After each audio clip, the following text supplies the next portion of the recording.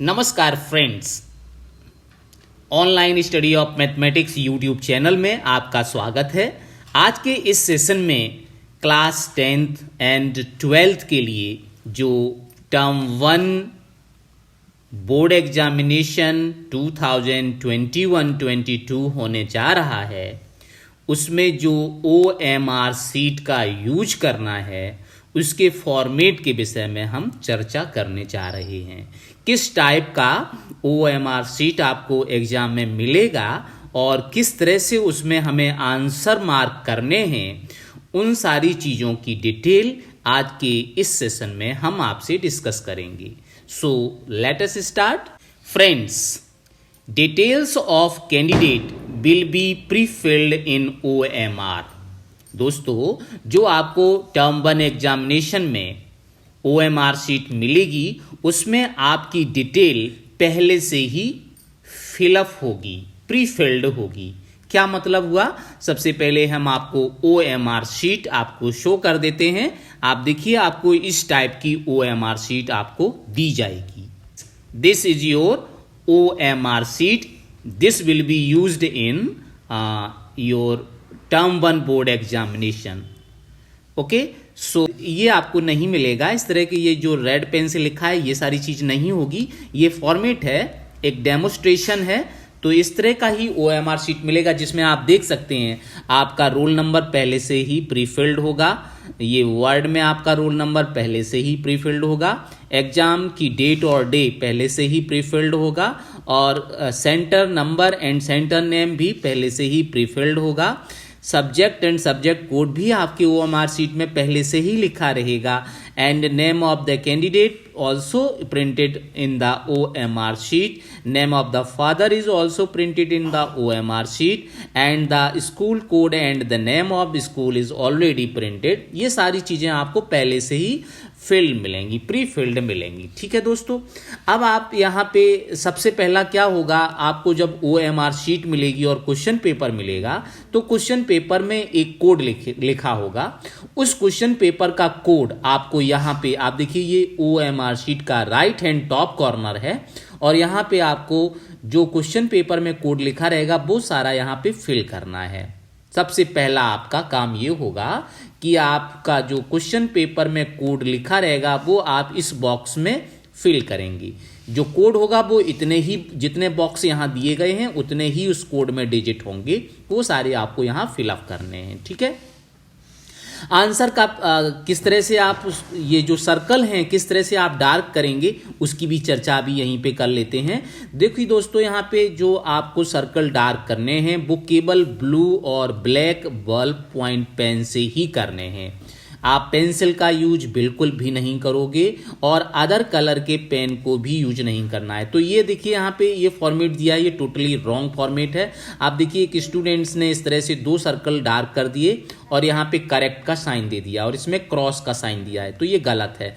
आपका अगर यहाँ पे स्टूडेंट्स क्या शो करना चाहता है कि क्वेश्चन नंबर 1 का ऑप्शन 1 सही है, लेकिन उसने इस तरह से किया तो ये गलत है। आपको यहाँ ऑप्शन, यहाँ देखेंगे ये करेक्ट वे है। ये सर्कल आप इस तरह से डार्क कर देंगे क्वेश्चन नंबर 1 का, तो ये करेक्ट वे है। क्वेश्चन नंबर 2 में देखिए कि स्टूडेंट्स ने क्या किया है, बी को बिल्कुल मिटा दिया है।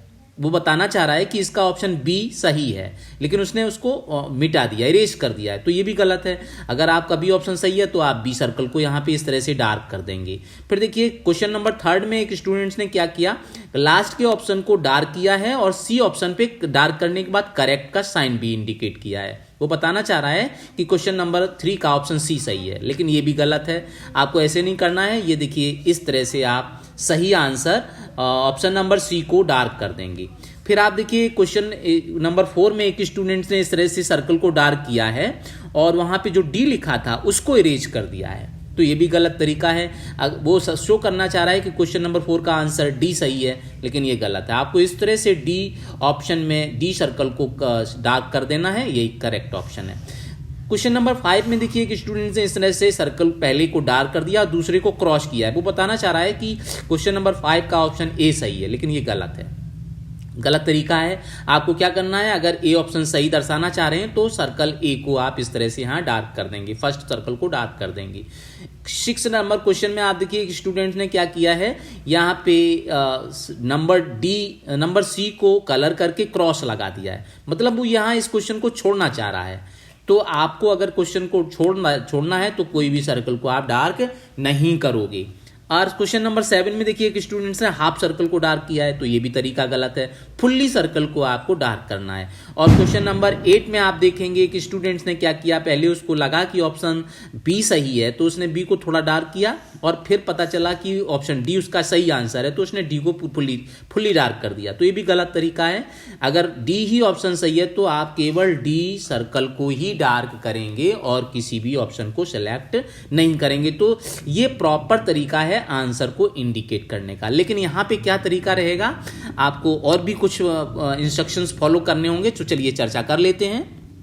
यहाँ पे देखिए आप, candidate has to write a question paper code in the upper right corner in the space provided for the same question paper code will be written in the question paper. तो मैंने अभी आपको बताया कि जो क्वेश्चन पेपर मिलेगा उसमें एक कोड लिखा होगा जो राइट हैंड टॉप कॉर्नर पर मैंने आपको पहले ही बता दिया, वहां पे लिखना है।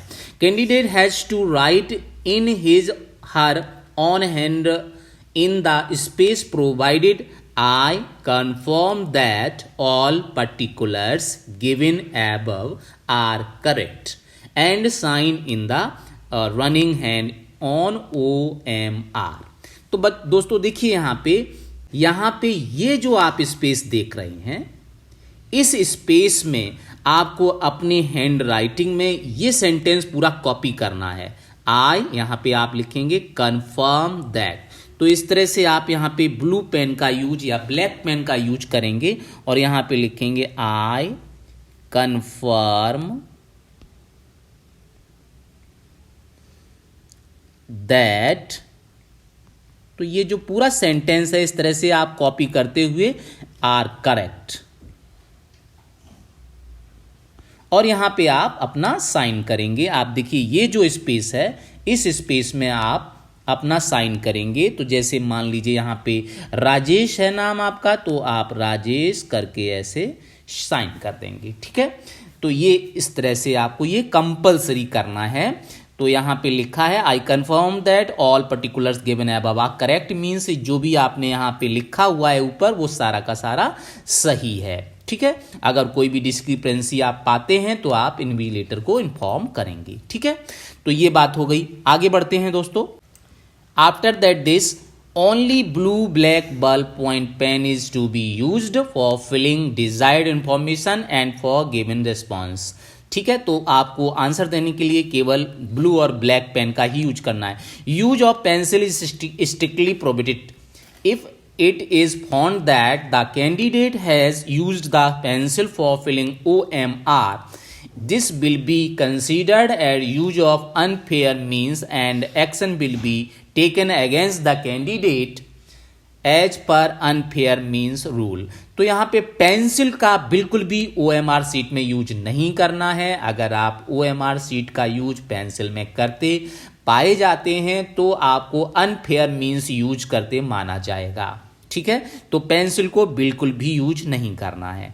अब क्वेश्चन पेपर में जो आंसर है वो किस तरह से आप फिल करेंगे, आइए वो समझ लेते हैं।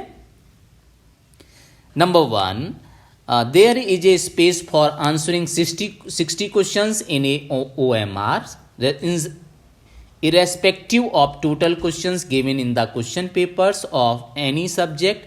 Candidate will use maximum circles as per total questions given in the question paper for given responses.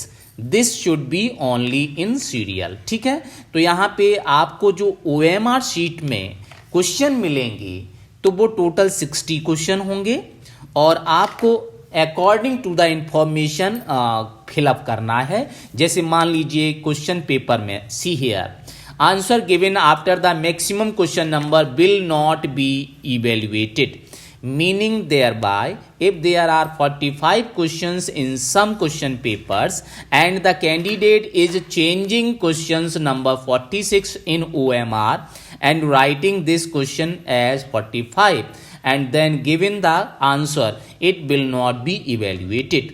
तो इसका क्या मतलब है दोनों स्टेप्स के, आप देखिए OMR शीट में आपको ले चलते हैं। दोस्तों यहाँ देखिए टोटल यहाँ पे OMR शीट में 1 से लेकर 2, 3 यहाँ पे टोटल 60 क्वेश्चंस दिए हुए हैं। ठीक है, 1 से लेकर के टोटल 60 क्वेश्चंस दिए हैं। आपको अपने क्वेश्चन पेपर के अकॉर्डिंग सॉल्व करने हैं। जैसे मान लीजिए आप मैथ्स का क्वेश्चन पेपर सॉल्व कर रहे हैं, तो मैथ्स में टोटल 50 क्वेश्चंस दिए होंगे और आपको उसमें 40 क्वेश्चंस को अटेम्प्ट करना है। ठीक है, तो आप देखिए 50 क्वेश्चंस यहाँ तक हैं, तो यहाँ तक आपको ये सारे क्वेश्चंस को अटेम्प्ट कर लेना है अकॉर्डिंग टू द इंस्ट्रक्शन। सारे क्वेश्चन का मतलब क्या है कि आपको ऑप्शन ए में सेक्शन ए में टोटल 16 क्वेश्चन करना है, तो 20 में से कोई भी 16 क्वेश्चन आप कर सकते हैं, 4 क्वेश्चन आपको छोड़ने पड़ेंगे। और इसी तरह से सेक्शन बी में 20 क्वेश्चन दिए होंगे और उसमें भी आपको 20 क्वेश्चन, सेक्शन बी आपका 21 से स्टार्ट होगा और 40 तक जाएगा। तो यहाँ भी आपको 16 क्वेश्चन करने हैं, कोई भी 4 क्वेश्चन आप छोड़ देंगे। और सेक्शन सी में 41 से लेकर 50 क्वेश्चन में 8 क्वेश्चन ओनली करने हैं। ठीक है, 2 क्वेश्चन यहाँ भी आपको छोड़ने हैं। तो देखिए कैसे करना है। मान लो थोड़ी देर के लिए कि आप क्वेश्चन नंबर 2 अटेम्प्ट करना चाह रहे हैं। ठीक है, और क्वेश्चन नंबर 2 का ऑप्शन बी सही है। क्वेश्चन नंबर 2 आप अटेम्प्ट करना चाह रहे हैं और क्वेश्चन नंबर 2 का ऑप्शन बी सही है, तो आप यहाँ पे बी ऑप्शन इस तरह से डार्क कर देंगे। ठीक है, ये आपने कलर कर लिया। ठीक है, लेकिन अभी आपका आंसर कंप्लीट नहीं हुआ। अब आप देखिए इसके क्वेश्चन के आगे एक बॉक्स दिया हुआ है, तो इस बॉक्स में आपको ये ऑप्शन लिखना भी होगा। आपने बी को कलर किया है तो यहाँ पे आप लिखोगे बी ऑप्शन बॉक्स के अंदर। ठीक है, अब मान लीजिए कि आपको 3 क्वेश्चन अटेम्प्ट नहीं करना या 4 नंबर क्वेश्चन आपको अटेम्प्ट नहीं करना है, तो इसमें आप क्वेश्चन नंबर 4 के सभी सर्कल को छोड़ देंगे, कुछ भी नहीं करना है इन सर्कल में, बॉक्स को भी छोड़ देना है। लेकिन आपको ये जो सर्कल दिया है इन फ्रंट ऑफ बॉक्स, इसको आपको डार्क करना है। अगर आप इस क्वेश्चन को छोड़ते हैं तो देखिए 4 को इस तरह से आप डार्क कर देंगे। It means you have to left this question. आप इस क्वेश्चन को अटेम्प्ट नहीं करना चाह रहे, इसलिए इस सर्कल को डार्क करेंगे। ठीक है, अब मान लीजिए आप क्वेश्चन नंबर 5 को सॉल्व करना चाह रहे हैं और आपको मालूम है कि क्वेश्चन नंबर 5 का ऑप्शन नंबर सी करेक्ट है, तो आप सी ऑप्शन को इस तरह से डार्क कर देंगे। ठीक है, डार्क करने के बाद आपको अभी आंसर इंडिकेट करना पड़ेगा, बॉक्स में लिखना पड़ेगा सी। ठीक है ना, तो अब आपको समझ में आ गया होगा कि जो क्वेश्चन करेक्ट है उसका आपको रेस्पेक्टिव सर्कल भी डार्क करना है और बॉक्स में भी वही लेटर इंडिकेट करना है। जैसे यहां सी सही था तो सी आपने बॉक्स में भी लिखा और सी सर्कल को करेक्ट भी किया है और बॉक्स में भी लिखा है। मान लीजिए आप क्वेश्चन नंबर 14 को अटेम्प्ट नहीं करना चाहते हैं, 14 नंबर क्वेश्चन ये है, तो आपको क्या करना है, ये सभी सर्कल टच नहीं करने हैं, बॉक्स को भी टच नहीं करना है, लेकिन ये जो सर्कल में 14 लिखा है इसको आपको डार्क करना है। फॉर एग्जाम्पल इस तरह से यू कैन सी दैट इस 14 को मैंने सर्कल को डार्क कर दिया है। It means I want to not attempt this question. ठीक है, मैं इस क्वेश्चन को अटेम्प्ट नहीं करना चाह रहा हूं, इसलिए मैंने इसको डार्क कर दिया। ठीक है, तो ये काम आपको करना है, इस तरह से आपको आंसर देना है। So I let us see again. मैं आपको ये बताना चाह रहा था कि मान लो आपने टोटल 50 क्वेश्चन करना है और आपके 50 नंबर क्वेश्चन गलत हो गया। ठीक है, 50 नंबर क्वेश्चन गलत हो गया, चूंकि OMR में तो 60 क्वेश्चन दिए, तो अब आप ये नहीं कर सकते हैं कि 50 क्वेश्चन की जगह आप 51 नंबर क्वेश्चन को करेक्ट वहां पे एक ऑप्शन को कलर कर दें और आप अपना आंसर वहां 51 नंबर क्वेश्चन में वहां पे लिख दें बॉक्स में कि ये 45 नंबर क्वेश्चन है या 50 नंबर क्वेश्चन है। वो नहीं करना है। अगर आप ऐसा करते हैं तो this will B not evaluated. अगर टोटल 50 क्वेश्चन है तो 50 क्वेश्चन के अंतर ही आपको उसे सॉल्व करने हैं। 51, 52, 53 उन क्वेश्चन को टच नहीं करना है, बिल्कुल भी टच नहीं करना है। मीन्स आप ये नहीं एग्जाम्पल के लिए ले सकते हैं कि चलिए आपसे एक क्वेश्चन गलत हो गया तो आपका एक वहाँ खाली क्वेश्चन पड़े हुए हैं, ब्लैंक पड़े हुए हैं, तो आप वहाँ पे वो क्वेश्चन नंबर मान लो 16 आप दोबारा अटेम्प्ट करना चाह रहे हो कि ये हमसे गलत हो गया, तो आप 51 नंबर क्वेश्चन को 16 बना दें और उसको आंसर दे दें, तो it will not be evaluated, ये बिल्कुल भी नहीं करना है। Okay, now next one, for given a response 4 circles, that is A, B, C, D are given in the front of each question in a row. Candidate once confident about the correctness of reply should darken in the circle with a pen. ठीक है, पहले आपका ये confident हो जाइए कि इसमें ए B C D में कौन सा सही है, उसको आप डार्क कर दीजिए। ठीक है, आगे समझिए। After 4 circles are over, a box is given in the same row, candidate have to write the correct option in the box, that is A B C और डी। तो मैंने आपको बताया कि सर्कल को डार्क करने के बाद आपको बॉक्स में जो भी करेक्ट ऑप्शन था, ए या बी या सी या डी, वो आपको लिखना भी है। After the box again a circle is given ahead of box wherein the question number is also written inside the circle। मतलब बॉक्स के आगे आपने देखा, अभी मैंने दिखाया यहाँ पे, you can see that box के आगे यहाँ पे क्वेश्चन नंबर भी सर्कल बने हुए हैं और इसमें क्वेश्चन नंबर भी लिखा है। तो ये वही चीज है, अगर मान लो 42 क्वेश्चन आपको अटेम्प्ट नहीं करना है तो 42 को आपको यहाँ पे डार्क कर देना है और ये बॉक्स को टच नहीं करना है और ये ABCD चारों सर्कल को टच नहीं करना है। ठीक है, तो ये चीज हो गई। Okay, after that moving for next, candidate are advised that first of all they should mark the response by darkening the circle. If fully satisfied, then they should write a response in a box. Purpose of giving a box is only that if any candidate wish to change the response, the same be written in the box। ठीक है, तो यहां पे ये समझ लीजिए कि ये बॉक्स का ऑप्शन दिया क्यों गया है।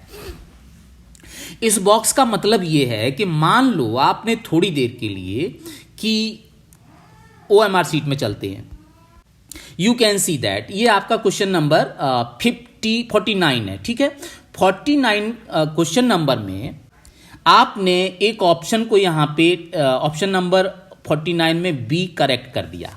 ठीक है, ये डार्क कर लिया, लेकिन आपको पता चला कि ये ऑप्शन बी गलत आपसे ये डार्क हो गया है, इसका आंसर बी नहीं है डी है। तो आपको क्या करना है इस केस में? आपको इस सर्कल को बिल्कुल भी टच नहीं करना है, बिल्कुल भी सर्कल को टच नहीं करना है। आपको अगर आंसर डी सही इंडिकेट करना है तो सिर्फ आप बॉक्स में डी यहां पर लिख देंगे। अगर आपने यहां पे सर्कल में बी किया है और आप चाहते हैं कि इसका आंसर आप डी करें, तो आप इन सर्कल को टच नहीं करेंगे, यहां ना कटिंग करेंगे, ना व्हाइटनर लगाएंगे, ना कुछ भी, बल्कि आप इस बॉक्स में केवल डी ऑप्शन इंडिकेट कर देंगे। तो आपका जब ये चेक किया जाएगा तो इसको नहीं देखा जाएगा, केवल इस बॉक्स को देखा जाएगा। तो यहां पे जो बॉक्स दिए गए हैं, this box is the finally your response. ठीक है, तो यहां पे इस रिस्पॉन्स को ध्यान देना होगा कि जो भी बॉक्स में लिखेंगे वो आपके फाइनल आंसर माने जाएंगे। और बॉक्स में आप जो भी यहां पे सर्कल में जो भी आप करेंगे वहां ना तो कटिंग करनी है ना कुछ, फाइनल आंसर आप बॉक्स में सही से लिखिएगा।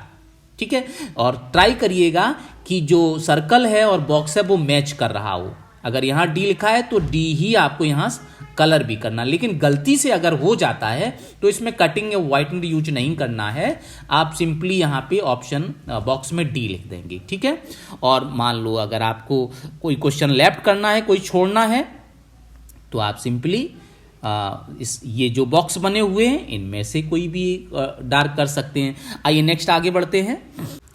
Even a candidate is satisfied with darkening with the circle, this response has to be written in the box. Candidate have to reply both in a circle and in a box। मतलब box में भी answer लिखना है और circle को भी dark करना है। This is the most important point.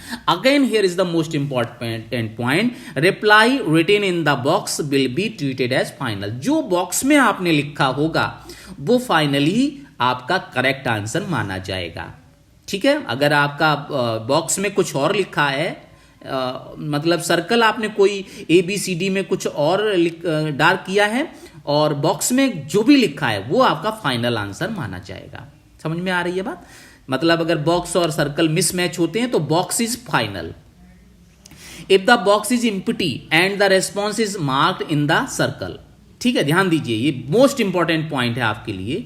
आपने सर्कल को डार्क कर लिया है लेकिन बॉक्स में कुछ नहीं लिखा है, तो वो क्वेश्चन आपका नॉट अटेम्प्टेड माना जाएगा। ध्यान दीजिए, बहुत इंपॉर्टेंट ये पॉइंट है कि अगर आपने सर्कल को डार्क कर दिया लेकिन बॉक्स में कुछ नहीं लिखा है तो ये माना जाएगा कि आपने उस क्वेश्चन को अटेम्प्ट नहीं किया, आपको 0 मार्क्स मिलेगा। अगला है if the response is given in a box and circle is left blank. Box में तो आपने लिख दिया लेकिन सर्कल को ब्लैंक छोड़ दिया है, तो मान लिया जाएगा कि आपने उस क्वेश्चन को अटेम्प्ट किया है और बॉक्स में जो भी लिखा होगा वही आपका आंसर मानते हुए उसे चेक कर लिया जाएगा। ठीक है, तो अगर आपने सर्कल को लेफ्ट छोड़ दिया, ब्लैंक छोड़ दिया है लेकिन बॉक्स में लिखा है, तो माना जाएगा कि आपने उस क्वेश्चन को अटेम्प्ट किया है। लेकिन अगर आपने सर्कल डार्क कर दिया है, बॉक्स में नहीं लिखा है, तो माना जाएगा कि आपने उस क्वेश्चन को अटेम्प्ट नहीं किया है। Okay, after that next point last, if all the 4 circles, box and last circle are left blank. अगर आपने सर्कल भी कोई टच नहीं किए, बॉक्स में भी कुछ नहीं लिखा है और जो लास्ट में सर्कल दिया वो भी खाली छोड़ दिया है, तो ये माना जाएगा कि आपने उस क्वेश्चन को अटेम्प्ट नहीं किया है। ठीक है, तो ये सारे इंस्ट्रक्शंस हैं।